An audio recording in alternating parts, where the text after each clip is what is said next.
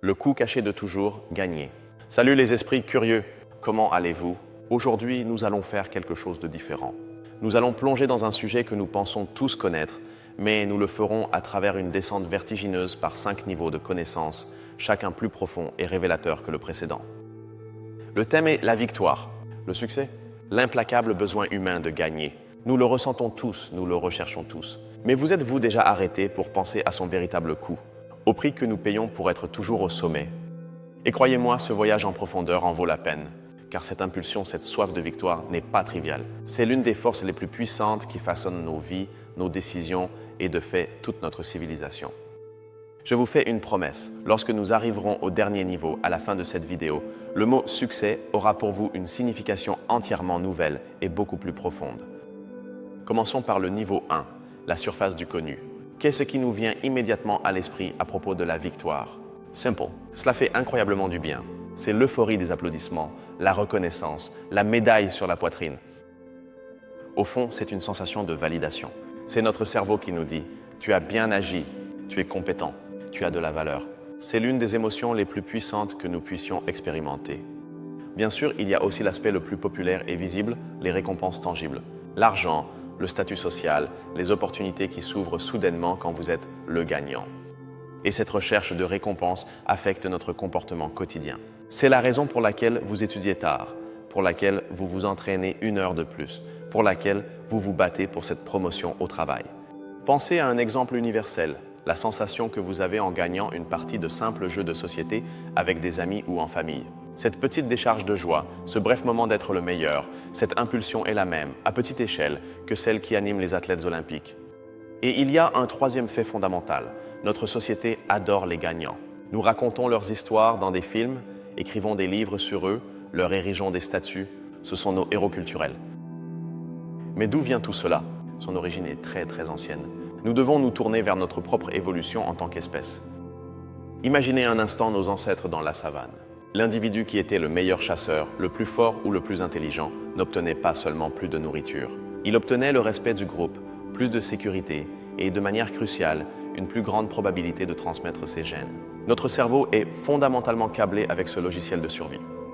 Tout ce que nous venons de commenter, c'est la pointe de l'iceberg. C'est ce que nous voyons tous, ce que nous acceptons tous comme la nature de la victoire. Mais si c'est ce que nous voyons en surface, quel moteur secret l'anime en dessous? Bienvenue au niveau 2, les mécanismes cachés. Et voici le premier grand secret, une molécule dans votre cerveau appelée dopamine. Elle est connue comme la molécule du plaisir, mais ce n'est pas tout à fait exact. C'est plutôt la molécule de la motivation. Et voici la première grande révélation. Le plus grand pic de dopamine ne se produit pas lorsque vous gagnez. Il se produit dans l'anticipation de la victoire potentielle. Notre cerveau ne nous récompense pas tant pour l'accomplissement que pour la poursuite. Et c'est précisément pour cela que c'est si addictif. Maintenant, cette connaissance a une double application. Premièrement, l'opportunité. Vous pouvez utiliser ce mécanisme à votre avantage pour rester motivé dans des projets longs et difficiles. Par exemple, au lieu d'avoir l'objectif gigantesque d'écrire un livre, vous pouvez le diviser en petites victoires, écrire une page aujourd'hui.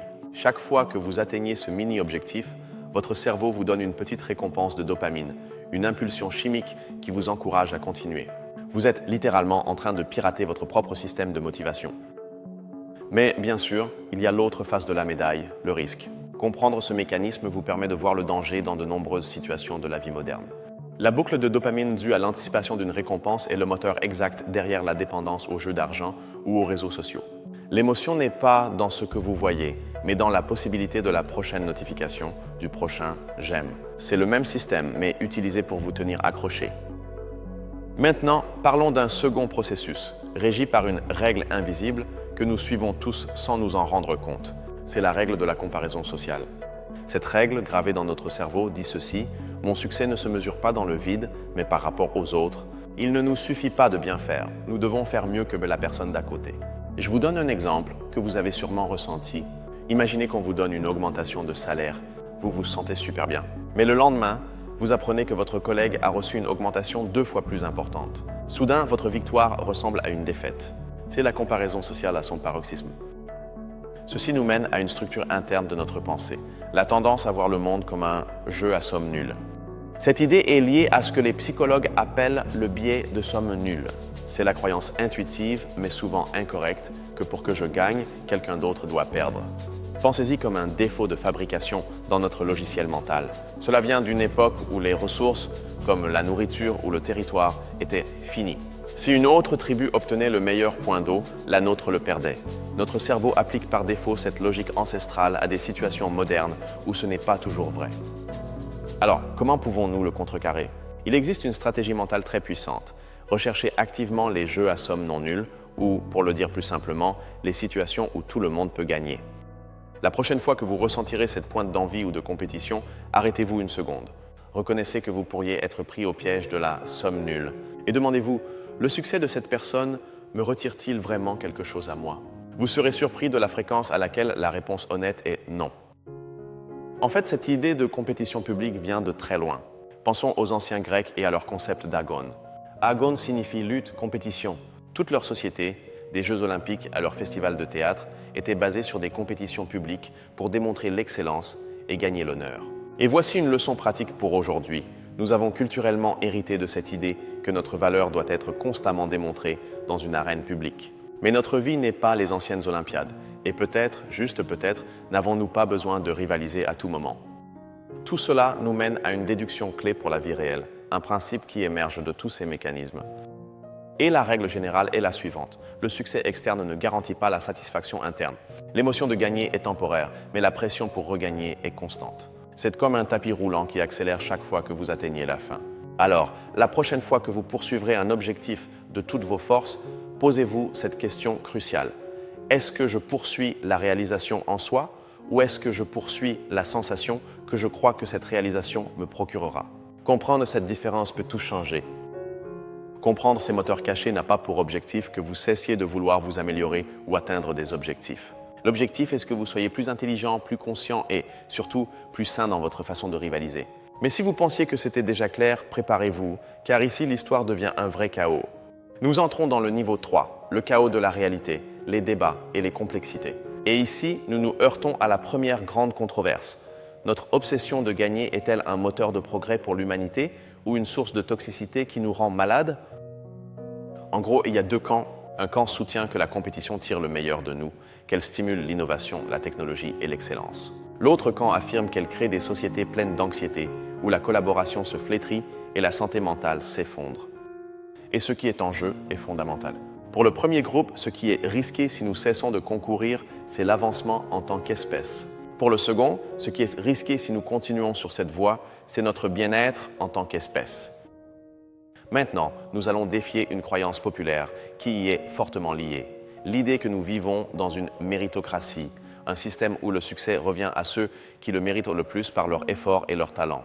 Ici, nous devons démentir un mythe très répandu, le mythe selon lequel celui qui travaille le plus gagne toujours. De grandes études sur la mobilité sociale, qui analysent comment les gens montent ou descendent l'échelle économique, démontrent encore et encore que le point de départ, c'est-à-dire la famille et le code postal où vous naissez, reste l'un des facteurs qui prédit le plus fortement où vous finirez. Alors, pourquoi aimons-nous croire à ce mythe? La raison est psychologique. Croire en un monde juste nous donne un sentiment de contrôle sur notre destin. C'est réconfortant. Accepter que le hasard et le privilège jouent un rôle énorme fait beaucoup plus peur. Et cela nous mène à l'un des grands paradoxes du sujet. Je l'appelle le paradoxe du succès. Il consiste en ceci. Souvent, les mêmes qualités qui vous aident à réussir dans votre carrière, comme une obsession implacable, une compétitivité féroce ou le fait de lui consacrer tout votre temps, sont les mêmes qualités qui sabotent et détruisent d'autres domaines importants de votre vie, tels que votre santé, vos amitiés ou vos relations de couple. C'est un dilemme sans solution facile. Adoptons maintenant un point de vue un peu plus critique. Pensons au langage que nous utilisons sans le questionner. Par exemple, nous célébrons ce que beaucoup appellent la culture du sacrifice, ou, en utilisant une expression anglaise très en vogue, la hustle culture. Essentiellement, c'est l'idée que travailler jusqu'à l'épuisement est admirable. Mais arrêtons-nous pour réfléchir. Ne sommes-nous pas simplement en train de donner un nom attrayant à l'auto-exploitation? N'est-ce pas une façon de romantiser le burn-out? Et voici une autre controverse fascinante, le rôle de la chance dans le succès. Notre façon de voir les choses a changé avec le temps. Il y a des siècles, il était courant d'attribuer un grand succès à la fortune ou à la faveur des dieux. Aujourd'hui, dans notre culture du mérite, nous sommes très mal à l'aise d'admettre l'influence du hasard. Nous voulons sentir que tout le crédit nous revient, Mais la réalité est que le facteur être au bon endroit au bon moment a un pouvoir immense. Toute cette obsession de gagner touche une corde très profonde de la condition humaine. Elle touche notre besoin fondamental de sentir que notre vie importe, de laisser une empreinte dans le monde. Et cela nous pose un problème fondamental en tant qu'espèce, un problème que nous n'avons pas encore résolu. Comment pouvons-nous construire une estime de soi solide et saine qui ne dépende pas d'être constamment meilleur que les autres? Comme vous pouvez le voir, la réalité de gagner n'est pas une simple ligne droite vers le bonheur. C'est un labyrinthe complexe, plein de contradictions, de débats éthiques et de paradoxes qui nous affectent tous. Vous avez survécu au chaos, il est maintenant temps de voir les détails qui séparent les curieux des vrais connaisseurs. Bienvenue au niveau 4, connaissance d'experts, les secrets de niche. Et ici, je vous présente un concept que vous ne trouverez pas dans une recherche rapide, l'effet gagnant-preneur, connu en anglais sous le nom de Winner-Take-All Effect. C'est un principe de l'économie et de la sociologie qui décrit comment, dans certains domaines, des différences minimes de performance conduisent à des récompenses gigantesquement disproportionnées. Le deuxième meilleur peut être 99,9% aussi bon que le premier, mais il ne reçoit qu'une petite fraction du prix. Je vous l'explique avec une analogie très simple. Imaginez une course de chevaux où le gagnant bat le deuxième d'à peine un nez. Une différence insignifiante. Cependant, ce cheval remporte tout le gros lot. Le deuxième, qui a été presque aussi rapide, gagne très peu ou rien. C'est ainsi que fonctionnent de nombreux marchés aujourd'hui. La technologie, la musique, les sports. Petits avantages, récompenses massives. Et en parlant de connaissances d'experts, laissez-moi vous parler d'une figure clé mais souvent oubliée, le sociologue Robert K. Merton. Merton fut un véritable héros secret dans ce domaine. Bien avant que quiconque n'en parle, il a décrit quelque chose qu'il a appelé l'effet Matthieu, basé sur une phrase de la Bible. C'est fondamentalement l'idée que, à celui qui a, il lui sera donné davantage. Il a découvert que les scientifiques déjà célèbres reçoivent beaucoup plus de crédit et de reconnaissance pour leurs découvertes que les scientifiques inconnus, même lorsque le travail est identique ou collaboratif. Il nous a avertis que le succès s'accumule sur lui-même, créant une boule de neige. Maintenant, laissez-moi vous présenter une théorie alternative, une théorie un peu rebelle qui heurte la vision traditionnelle du succès. C'est la théorie du signe noir popularisée par le penseur Nassim Nicholas Taleb. Sa perspective est complètement différente. Elle suggère que l'histoire, et avec elle les grands succès, ne sont pas motivés par ce qui est prévisible et constant, mais par des événements massifs, complètement inattendus et d'un impact énorme, les signes noirs. De ce point de vue, beaucoup des grands gagnants de l'histoire ne le sont pas parce qu'ils étaient constamment les meilleurs, mais parce qu'ils étaient dans la position adéquate pour profiter d'un événement totalement imprévisible. Et cela nous amène à un détail de la recherche scientifique qui heurte directement notre intuition. Des études en psychologie du succès ont montré que, dans de très nombreux domaines, les personnes qui atteignent le sommet ne sont pas toujours les plus talentueuses ou celles qui travaillent le plus. Et cela nous choque, car notre intuition nous dit que le succès devrait être une ligne droite, plus de talent et plus d'efforts, plus de succès. Mais la réalité est beaucoup plus chaotique, aléatoire et parfois injuste. Cela heurte notre profond besoin de croire que nous vivons dans un monde ordonné et prévisible. Maintenant, un dernier détail d'expert qui va relier plusieurs des idées que nous avons déjà vues. Parlons d'un phénomène appelé adaptation hédonique. Vous vous souvenez qu'au début de la vidéo, nous avons dit que la sensation de gagner est puissante mais temporaire? Eh bien, l'adaptation hédonique est le terme scientifique pour ce phénomène. C'est la tendance naturelle des êtres humains à revenir à un niveau de bonheur plus ou moins stable, quels que soient les grands triomphes ou les tragédies que nous vivons. Ah, c'est le mécanisme qui explique pourquoi la victoire n'est jamais suffisante à long terme. Notre cerveau est conçu pour que la ligne d'arrivée s'éloigne toujours un peu plus après l'avoir franchie. Avec ce niveau de détail, l'idée de gagner cesse d'être un simple trophée ou une célébration. Elle devient ce qu'elle est vraiment, un système incroyablement complexe, rempli de dynamiques cachées, de biais et de pièges pour notre intuition. À partir d'ici, nous entrons en territoire inconnu. Oserez-vous regarder vers la dernière frontière? Nous sommes au niveau 5, la frontière finale, la spéculation et l'émerveillement. Et la première idée futuriste que nous devons soulever est la suivante. Que se passerait-il si nous pouvions modifier génétiquement les êtres humains pour qu'ils aient plus de chances de gagner? Comment l'idée de gagner pourrait-elle évoluer au cours des 100 prochaines années? Il est possible que la compétition la plus féroce ne soit plus entre humains, mais entre humains améliorés par la technologie et l'intelligence artificielle.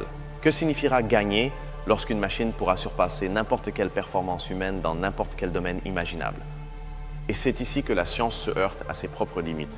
Nous pouvons mesurer les hormones, nous pouvons scanner les cerveaux, nous pouvons analyser les données, mais nous ne pouvons pas répondre à la question la plus fondamentale de toutes. Quel est le but ultime de gagner? À quoi sert tout cet effort cosmique? Quand la science s'arrête, la philosophie doit prendre le relais.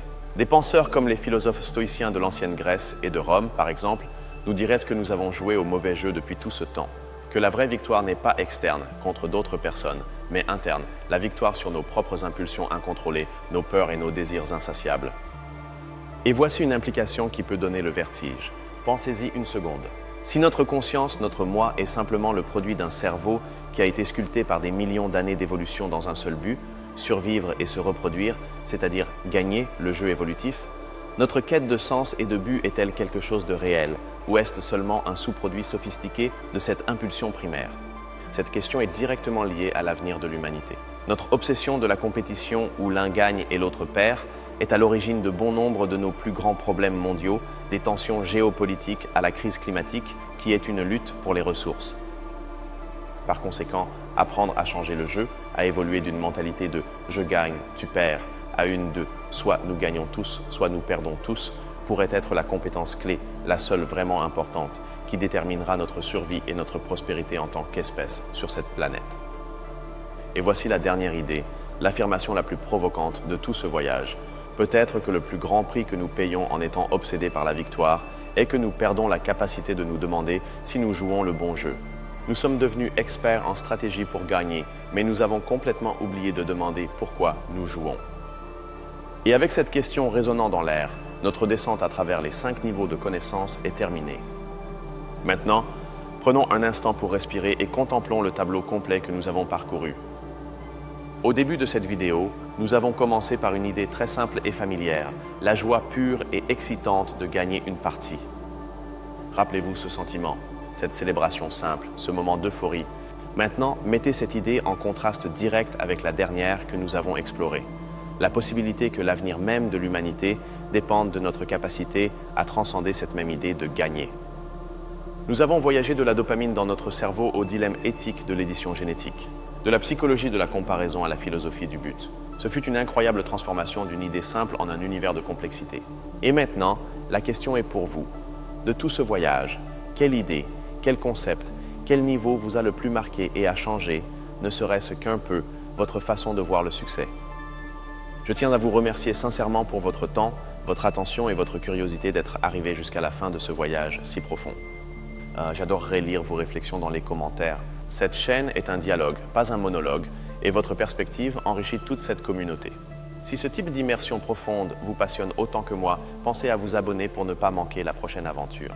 Et si vous pensez que cette vidéo pourrait apporter quelque chose à quelqu'un que vous connaissez, partagez-la avec cette personne. Continuez à questionner, continuez à explorer, car comprendre le monde est toujours le premier pas pour pouvoir le changer en mieux. À la prochaine. Gagnes-tu dans la vie ou la vie te gagne-t-elle?